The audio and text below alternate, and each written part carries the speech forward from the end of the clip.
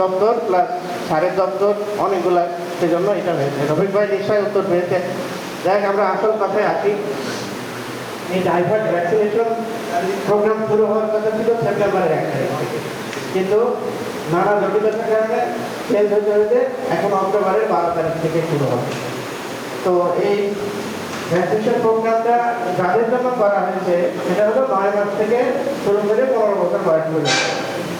এখন প্রশ্ন, তাহলে কি 9 মাসের আগে টাইফয়েড হয় না, বা 9 মাসের 15 বছরের পরে কি টাইফয়েড হয় না? প্রশ্ন থাকতে পারে, হয়। কিন্তু আমরা দেখেছি যে এই বয়সটা সবচেয়ে ঝুঁকিপূর্ণ, এবং রাষ্ট্র এই বয়সের এই বাচ্চাদেরকে এই দায়িত্ব নিচ্ছে সরাসরি, নিজের টাকা খরচ করে তারা নিচ্ছে। বাকিটা এখন দায়িত্ব নিতে পারে না, হয়তো নেবে এরকম। আমি যেটা গতকাল বুঝলাম।